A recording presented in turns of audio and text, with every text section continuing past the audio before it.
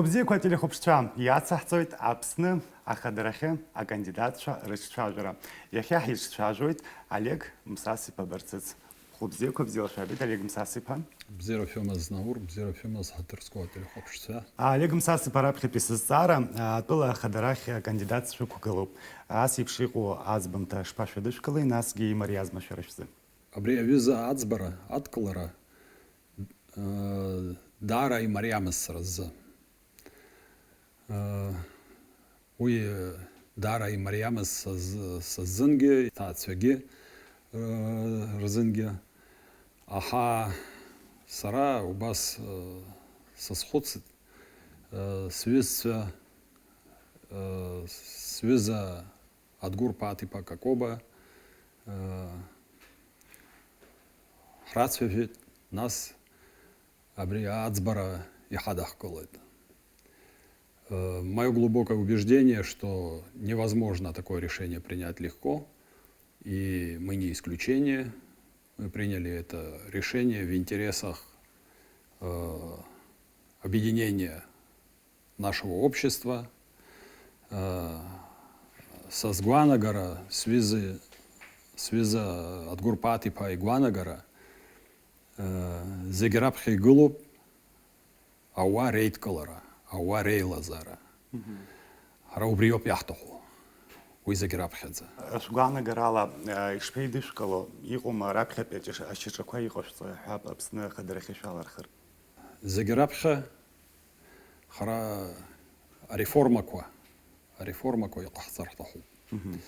Назрела необходимость в серьезных масштабных реформах, и я думаю, что мы пойдем именно по этому пути. Его побасив шашараква, шара, шувыгалуп Александр Анквабха. Абрих хасяшты. Хара иснаги урта айсфаферакой хахавод. Александр Золотинский по Анкваб, зенза тачак кандидат и дидгалуп. Шажу моя решерей мамзарге через цараква коншиму швид салома. Александр Золотинский по Игуанагара и бзены здоровье. Рабхей Шисхозепш era даже кандидат дидгалуп. Мы совершенно самостоятельно приняли решение и идем совершенно своим отдельным путем. Все эти разговоры не имеют под собой никакого основания, и все решения мы принимаем самостоятельно. Эти разговоры — это решение, наше решение, оно принято совершенно нашими отдельными суверенными соображениями, поэтому все эти разговоры, которые ведутся, я думаю, они имеют под собой только политическую подоплеку. Шараб блабер хокеты фит шадзит, шук галаракварджи, знаком куяцчин язгваштахит, а китабзи шишбо.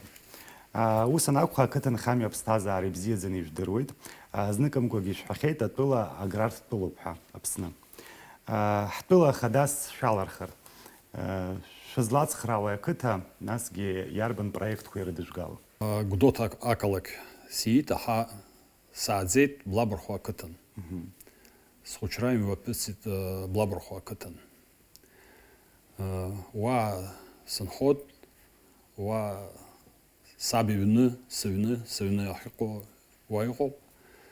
Нас ге сара ибзены издырует акыта. А проблема кого вода ракой и бзены издырует.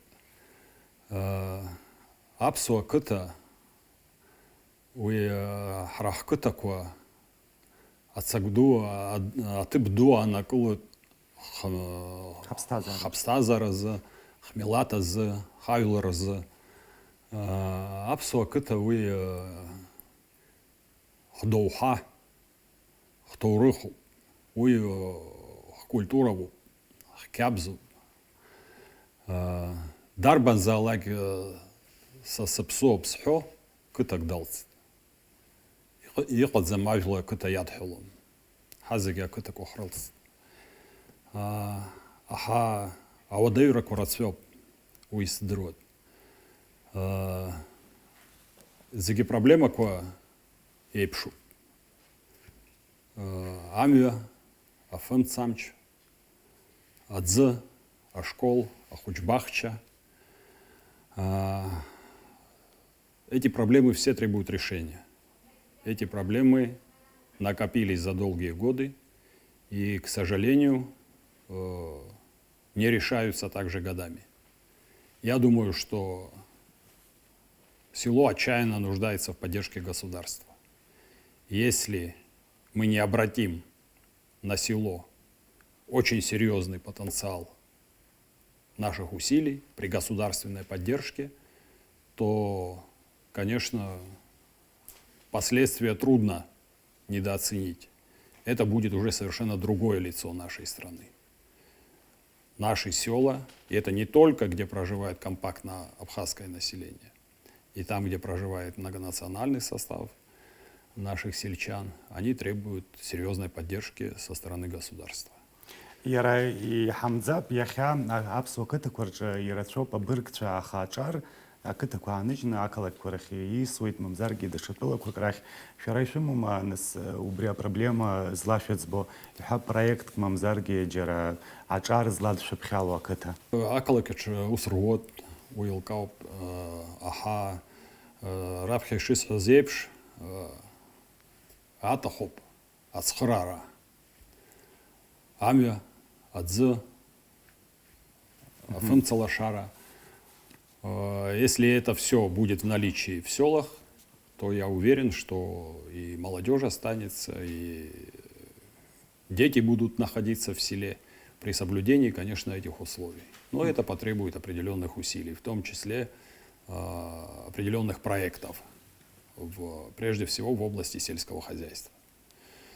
Есть такие планы у нас в нашей программе, такие небольшие шаги, которые позволят оживить ситуацию в селе. أنا اسمي سارة صردر رياض حلب حطلج صردر خشارة سياشتوي ناس جا أريخر خارتج ياربن لاجالو يشمو يخم بدتيو. Абриасара атыбду аннакулот. Чаразы, хмелатазы уйхампада. Ацара дыратыла абстазарачы, ачар репстазарачы. Зигрейха и хаду атыпа аннакулот. Рабхиши созепш. С коллега с виза адгурпати пакакоба ира ферайшифлеру епш. Ацара дыра а министр Айхабыздыкон. Яра конкрет программа ему бри аштхраза. Я думаю, что небольшие, даже небольшие вливания дополнительные в сферу образования, они уже способны дать определенные результаты в короткой перспективе. Когда образование финансируется почти по остаточному принципу, к сожалению, я думаю, что на серьезные результаты мы в нашей школе рассчитывать не можем. И материально-техническая база, и оборудование школ и классов, это все требует очень серьезных изменений. أخذ بس проблема حالة شاجب يحامو يحتزم ويعتبرز شاشوكاسي غزتوي. Проблема дара и воды. Мы считаем, что нужно упрощать систему образования, преподавания абхазского языка, делать его популярным, реально популярным, и идти по пути массового освоения с самого раннего возраста. И тогда, возможно, здесь тоже будут значительные изменения. имадзам ачар абснанта цацаразцом рхабхазара шахараку урт абсныга иханхырца зыхани غزتوي. Ридара акрасцатскую проблему. Большое количество наших выпускников, получивших образование в первоклассных российских вузах, к сожалению, не возвращаются в республику. Это очень серьезная проблема. Есть статистика, я ее не буду сейчас приводить, но эта проблема стоит остро. Если мы не создадим условий, при которых наша молодежь, получившая первоклассное образование в хороших, достойных вузах, не будет иметь стимула вернуться, трудоустроиться в своей стране, то, конечно, мы будем испытывать серьезные проблемы. Несмотря на то, что мы имеем такой серьезный рычаг, как наш государственный университет. Слава Богу, что он восполняет вот этот вакуум практически во всех важных для нас областях. Олег Мсасович, мы продолжаем нашу беседу уже на русском языке. И первый вопрос, он касается конституционной реформы. Как вы относитесь к нему? Что вы можете о нем сказать? Ну, я вообще к реформам отношусь положительно. Реформы — это неотъемлемая составляющая любого развития. Однако в последнее время у нас очень модно стало говорить о всеобъемлющих реформах, и в такие минуты я, конечно, начинаю ожидать чего-то очень такого сложного и трудно реализуемого, поскольку провести масштабные реформы достаточно затруднительно. Я думаю, что необходимы точечные предметные реформы. Если говорить о реформе избирательной, например, системы, ну, конечно, тут есть поле для деятельности. Я считаю, что, например, мы могли бы очень серьезно продвинуться по пути реформирования при выборах в парламент Республики Абхазия. Думаю, что необходимо в ближайшее время задуматься о том, чтобы перейти на смешанную партийно-мажоритарную систему избрания в парламент. Это могло бы очень серьезно добавить меру ответственности нашим парламентариям и в то же время создать определенные фильтры для попадания в парламент людей, которые не обладают опытом, которые не обладают надлежащим образованием, либо имеют еще какие-то затрудняющие, с моей точки зрения, их нахождение в парламенте причины. Например, я думаю, что мы могли бы из тех функций, которые исполнительная власть могла бы передать законодательной, мы могли бы поговорить о том, чтобы делегировать депутатам парламента право, функции утверждения назначения некоторых руководителей, например, некоторых министров, руководителей некоторых ведомств. Когда одобрение парламента потребует подобные решения, я думаю, это серьезно дисциплинирует и в том числе представителей исполнительной власти. В то же самое время говорить о том, чтобы провести тотальные реформы, которые серьезно урежут полномочия, например, главы исполнительной власти, я думаю, на данный момент преждевременно. Все-таки я считаю, что наибольшее благо, да, это поэтапность, осторожность в этих вопросах, профессиональный подход. Я думаю, что нам стоит сохранить президентскую форму управления, но только более просвещенную, более компетентную. И именно в таком виде я представляю для себя благо для страны. Какое у вас отношение к досрочным уходам президента в разное время? И как избежать досрочных смен власти в будущем? Ну, отношение, разумеется, отрицательное. Здесь ничего хорошего быть не может. Третий раз в нашей истории происходит досрочная смена власти. И, к сожалению, это нас не усиливает. Это делает нас только слабее. И проблемы, которые и без того присутствуют в нашей небольшой стране, они вырисовываются еще гораздо более контурно, более зримо. Но, к сожалению, мы не застрахованы от подобного развития событий. Ну, здесь несколько причин. Конечно, кто-то может сказать о том, что недостаточно развита наша политическая система, но при этом я считаю, что здесь как улица с двусторонним движением. К сожалению, когда происходят подобные события, это обязательно следствие еще и того, что власть зачастую не слышит собственного народа, не прислушивается к мнению экспертов, к мнению выразителей народа в лице депутатов парламента и так далее. Рецепт здесь может быть только один. Здесь должна быть очень серьезно развита горизонтальная связь. Общество, органы власти, парламент и в итоге президент, они должны находиться в живом взаимодействии. Только это может быть гарантом от повторения подобных событий. К сожалению, мы, как мне кажется, постоянно не дорабатываем в этом отношении. Я думаю, что если мы смогли бы впоследствии наладить такое взаимодействие, если бы была живая связь, обратная связь, отклик на те инициативы или на те мнения, которые предлагает общество, мы бы избежали такой острой фазы развития событий. Но хорошо известно, что, например, последний кризис, который завершился досрочной сменой власти, и мы находимся сейчас в преддверии досрочных президентских выборов, я думаю, что его могли бы мы все избежать, если бы, я считаю, наш экс-руководитель прислушался бы к очень широкому спектру мнений. Достаточно было наладить такой живой диалог. Но я думаю, что если мы продолжим применять вот такую практику, то наше будущее незавидно.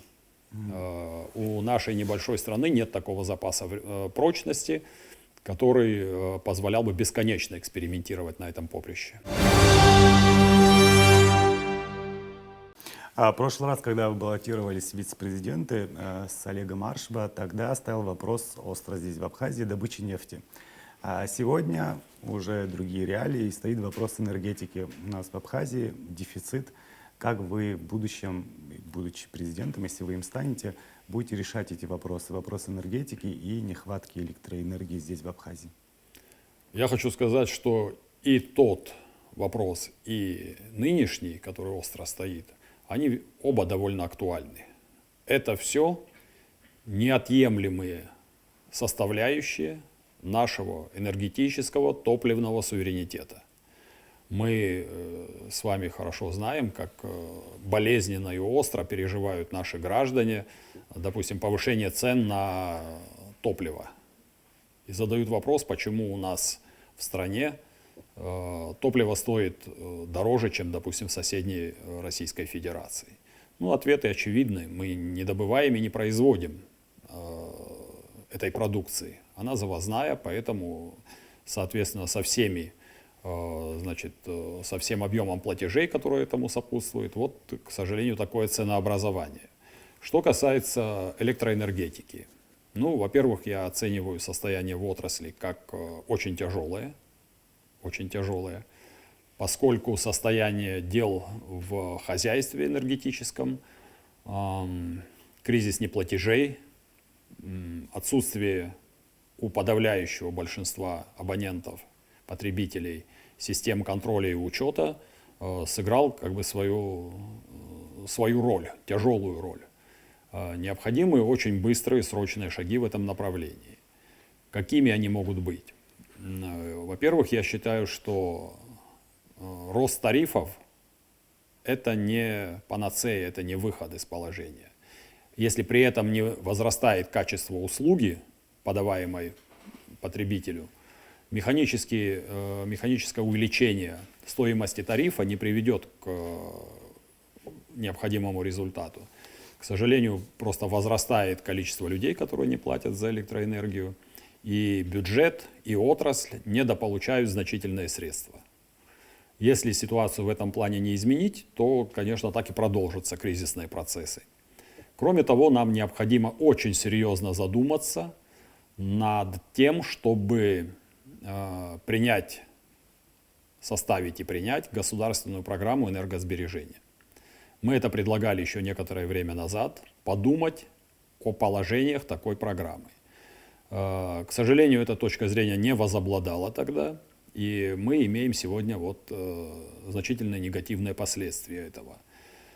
Кроме того, необходимо подумать и о том, чтобы начать прорабатывать возможность создания новых энергогенерирующих небольших предприятий.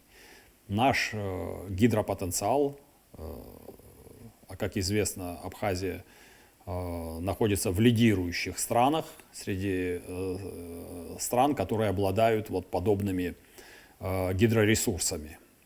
Я хочу сказать, что современный уровень развития научно-технического прогресса позволяет нам подумать о создании таких небольших энергогенерирующих предприятий.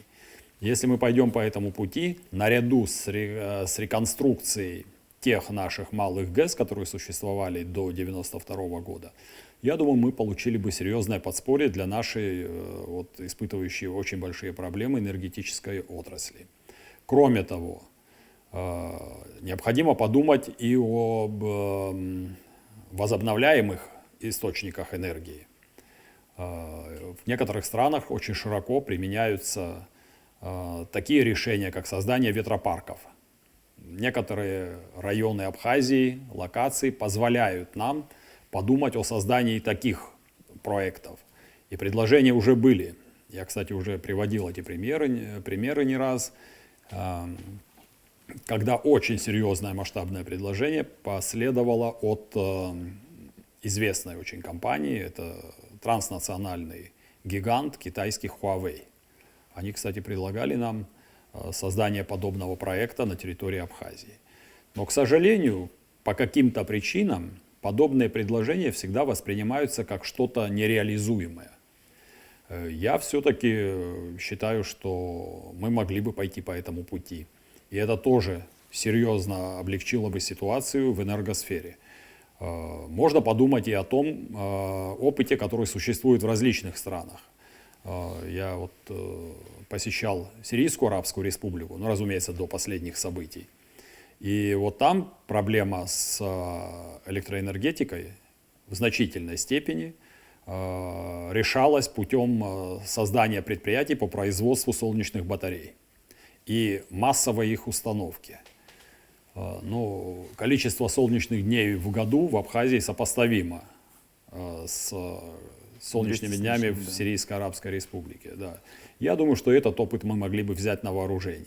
Но при этом необходимо повысить качество администрирования в энергосфере, сделать обязательными оплату за электроэнергию, сделать возможным воздействие на таких злостных неплательщиков, и это могло бы здорово облегчить состояние дел в нашей сфере. Ну, известна дискуссия, которая шла в обществе по поводу наших перепадных ГЭС, которые, на мой взгляд, составляют значительную часть нашего энергетического суверенитета. Я против их разгосударствления полного, но при этом считаю, что мы могли бы найти таких партнеров, даже за пределами Абхазии, прежде всего, конечно, в Российской Федерации. А нужно понимать, что инвестиции в эту сферу, они возможны, на мой взгляд, только из Российской Федерации.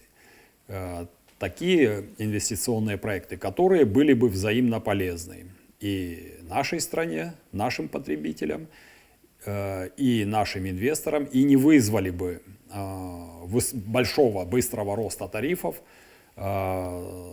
как оплату за потребляемую электроэнергию. Я знаю, что во всем мире все стремятся в свои страны привлечь эти инвестиции, но здесь, в Абхазии, у нас совершенно другая картина. Любой инвестор воспринимается очень так остро, будем говорить. Какими должны быть инвестиции в Абхазию, чтобы и народ, и правительство их приняли? Ну, прежде всего, я думаю, что вы совершенно правы по поводу того, что без инвестиций не может развиваться ни одна страна. Тем более с такой уязвимой экономикой, при отсутствии собственного эмиссионного центра, как Абхазия. Конечно, инвестиции необходимы. Я, кстати, не соглашусь с вами в том плане, что сплошь и рядом население Абхазии против инвестиций. К сожалению, некоторые проекты, которые предлагались, некоторые соглашения или их отдельные пункты этих соглашений, они и вызвали вот такие опасения. А причина проста. Они просто не были должным образом проработаны. необходимо не как-то кулуарно формировать такие предложения, такие пункты соглашений, а этому должна предшествовать такая кампания по информированию нашего общества. Должны обсуждать это эксперты, должны обсуждать это депутаты парламента, наши политики, причем и оппозиционные также. И тогда это не будет вызывать таких опасений, вот этих фобий, различных домыслов и так далее. Кроме того, мне кажется, очень важно, что мы должны заранее формировать собственную повестку подобных проектов, подобных соглашений, и потом, информируя наших партнеров российских, наших коллег и друзей, постепенно сближая позиции, прийти к каким-то взаимоприемлемым, взаимовыгодным и не вызывающим такой острой реакции у общества соглашениям, результатам. Потому что на поверхности лежит тот факт, что какие-то сферы мы развиваем самостоятельно. Например, я считаю, что у нас при нашем уровне развития инфраструктуры, деловой активности довольно неплохо развивается туристическое направление. Небольшая Абхазия при населении в 200, почти 50 тысяч человек принимает в год более 1 миллиона туристов из России. Но это серьезные показатели. Казалось бы, тут можно порадоваться, и выгода очевидна. Например, для сравнения скажу, что Турецкая республика с населением около 80 миллионов, она принимает немногим больше 20 миллионов в год своих туристов. Но, к сожалению, эффект от этого ослабевается тем, что вся вот эта денежная масса, которую мы на туризме зарабатываем, она вымывается из республики в качестве оплаты за продукты питания, товары первой необходимости и так далее. Но, тем не менее, отрасль динамично развивается.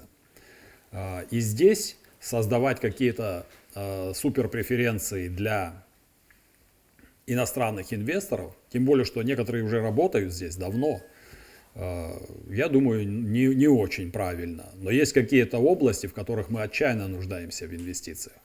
И вот в этих областях мы могли пойти еще даже на большие преференции в их адрес. Это вопрос приоритетов. Вот это надо прорабатывать и предлагать для сотрудничества с нашими партнерами. Имея уже какие-то предпочтения, уже поэтому... Разумеется. Да. И тогда не будет возникать вот таких острых дискуссий и обсуждений. Угу. А как вы относитесь к продаже недвижимости в Абхазии?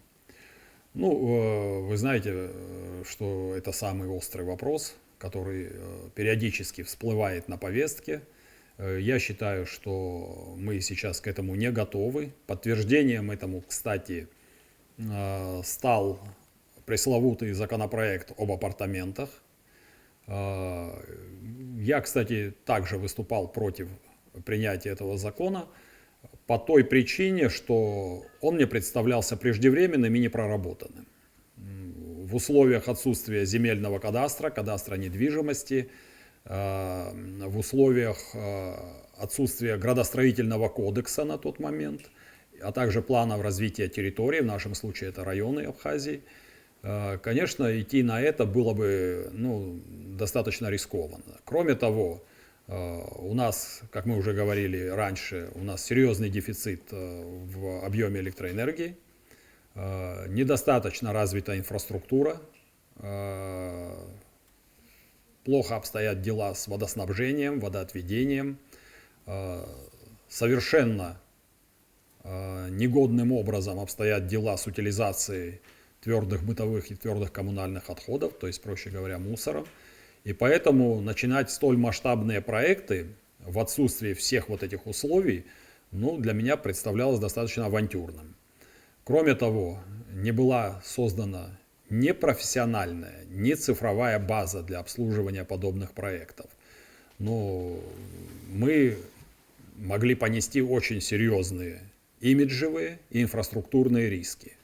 Поэтому я считаю, что, конечно, такие проекты, они требуют совершенно иного уровня проработки. Ну, остается только надеяться на то, что примеры, которые любят у нас приводить, такие как Объединенные Арабские Эмираты, Сингапур и другие, да, они просто требуют изучения некоторыми нашими экспертами или политиками, которые ратуют за такие масштабные проекты. Эти страны прошли очень серьезный, длинный, иногда тяжелый путь для того, чтобы осуществлять подобные масштабные проекты. Они подготовили массу специалистов, подготовили правовую базу и создали целую систему подзаконных актов. И только после этого приступили к реализации вот таких проектов. Я думаю, что любой проект, любые масштабные решения, они требуют серьезного исследования, серьезной экспертной работы. Этого у нас не было проведено. Сейчас есть такие страны, которые уже официально, такие гиганты, как Америка, признали, что Facebook повлиял на итоги выборов в их стране. Как вы думаете, вот в нашей маленькой стране вот такие современные технологии могут решить итоги выборов или как-то помешать выборам? Ну, во-первых, вот до Фейсбука сейчас скажу свое частное мнение вообще о выборах в нашей стране. Мое глубокое убеждение, что Абхазия все-таки пока что остается еще таким местом на мировой политической карте, где не все решают, к счастью, технологии, административный или же финансовый ресурс. Все-таки мое глубокое убеждение, что у нас все еще преимущество в решении за нашими гражданами, за их свободным волеизъявлением, за их суверенным мнением. Я думаю, что, конечно, социальные сети, средства массовой информации, безусловно, оказывают воздействие на мнение людей, формируют где-то в значительной степени общественное мнение. И нынешняя кампания избирательная не исключение. Мы видим иногда такую запредельную активность некоторых средств массовой информации современных, различных анонимных телеграм-каналов, которые действуют в совершенно неприсущем нам стиле, виде, вот эта обозленная риторика, иногда зачастую совершенно не подтверждающие достоверности излагаются мнения там. Это все попытки вести политическую борьбу не самым лучшим и не самым чистым образом. Надеюсь, что мы все-таки пройдем этот избирательный цикл достойно, в соответствии не только с буквой закона о выборах президента Республики Абхазия, а я уже неоднократно это говорил, а еще и в соответствии с нашими представлениями о том, что такое приличие, что такое достоинство. И вот эти все технологии, черный пиар, анонимная активность в соцсетях, она не окажет решающего воздействия на нашего избирателя. Думаю, что живое общение с людьми, вот в непосредственном контакте с избирателями, а мы сейчас все активно посещаем наших избирателей в городах и в различных селах, я думаю, вот это прежде всего позволит сформировать им свое собственное мнение о том или ином кандидате и в конечном итоге будет способствовать волеизъявлению этих людей на участках для голосования. Олег Мсасович, прокомментируйте, пожалуйста, строительство национального павильона на ВДНХ. С чем связаны были задержки реставрации и закончились ли они? Ну, это очень масштабный проект, я считаю, очень важный для нашей небольшой страны. Как известно, наш будущий национальный центр павильон на ВДНХ в самом таком престижном историческом месте, в исторической части ВДНХ, передан нам был по межправсоглашению.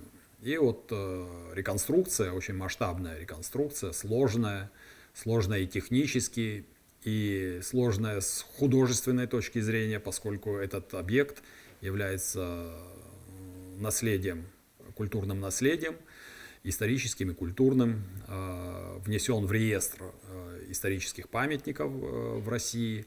И там работы требуют очень серьезной, скрупулезной, такой вдумчивой составляющей. Это очень непростая работа. Она продолжается уже длительное время. Но тут надо сказать, что реконструкция этого павильона, его реставрация и подготовка к дальнейшей работе, то есть все приспособления, которые сейчас устанавливаются и монтируются там, и будут введены в строй, проходят на деньги, не бюджетные деньги Республики Абхазия, а на деньги бюджета правительства Москвы. Мы таким образом смогли договориться с нашими партнерами, с правительством Москвы. И я очень рад и благодарен и мэру Москвы Сергею Семеновичу Собянину за это такое, с одной стороны, смелое, а с другой стороны, подлинно дружеское и партнерское решение. Мы договорились о том, что эта реконструкция, реставрация пройдет на самых выгодных для Республики Абхазия условиях. То есть мы потом в течение длительного периода, не менее 40 лет, будем беспроцентно возвращать эту затраченную правительством Москвы сумму в казну бюджета города Москва. Трижды поменялись подрядчики, но это прерогатива правительства Москвы. Они определяют, кому можно доверить такую сложную и очень специфическую работу. В ближайшее время эти работы будут завершены. Мы периодически проводим совещания с нашими коллегами и правительством Москвы, и ВДНХ, и держим руку, что называется, на пульсе, контролируем и выполнение качества работ, и сроков. Надеюсь, что в ближайшее время мы обретем наш национальный центр. Олег Мсасович, вы часто комментируете в своих интервью, затрагиваете вопрос экологии, и сегодня очень острый вопрос в нашей республике, потому что у нас несколько свалок, и некоторые из них уже мешают жителям этой страны. И в случае вашего избрания, как вы будете с этим бороться, и что у вас по плану? В случае нашего избрания мы немедленно приступим к решению этой проблемы, поскольку уже несколько лет назад мы предлагали готовое под ключ техническое и управленческое решение этого вопроса. Мой прогноз такой. Через 2-3 интенсивных туристических сезона мы столкнемся с полномасштабным таким бедствием, не побоюсь этого слова, экологическим, поскольку сегодня уже в некоторых регионах, например, в Гагчском районе, уже люди испытывают очень серьезные проблемы. Наши полигоны, как мы их называем вежливо, а на самом деле это варварского вида свалки, которые разрослись до угрожающих масштабов, они, к сожалению, способны парализовать и жизнь в этих локациях, где люди живут компактно, к сожалению, и активность, деловую бизнес-активность вот в рекреационной зоне, в рекреационной сфере. Если немедленно не начнем решать этот вопрос, последствия будут тяжелыми. Есть ряд технических решений со стороны тех структур, которые в России уже успешно решали подобную проблему. Например, там, в некоторых областях Российской Федерации, таких как Белгородская, Костромская, Орловская область, есть готовые объекты, которые можно тиражировать на территории Республики Абхазия. И эти решения у нас присутствуют. Есть определенные видения по срокам и по масштабам данных проектов. Не хватает только воли, не хватает осознания того, что эта проблема, на мой взгляд, стоит в одном ряду с проблемами национальной безопасности. Настолько же важна. Это же затрагивает и здоровье нации, и здоровье подрастающего поколения. В этих районах, в этих областях, где находятся вот эти свалки, Там довольно серьезно молодеют заболевания и легочной сферы, и щитовидной железы, и некоторые другие. К сожалению, мониторинг этого не ведется. Кто бы ни пришел к руководству республики в ближайшее время, он осознает масштаб и глубину этой проблемы и начнет очень серьезную работу не только по созданию перерабатывающего предприятия в нашей стране, но и начнет создавать государственную программу по консервации и рекультивации существующих полигонов. Это просто необходимо делать. Мы готовы предложить такой проект, который возможно реализовать при мобилизации усилий, при наличии воли у руководства страны, можно реализовать в течение 1,5 лет. В течение года вполне может быть создано предприятие, утилизирующее непосредственно мусор. И еще в течение не очень большого времени создать перехватывающие полигоны при обязательном условии параллельно законсервировать существующие полигоны, существующие свалки на территории республики. Спасибо большое, Олег Мсасович. К сожалению, у нас очень мало времени, 40 минут уже прошло. Я вам, в свою очередь, желаю успеха в дальнейшем и спасибо вам огромное за беседу. Спасибо.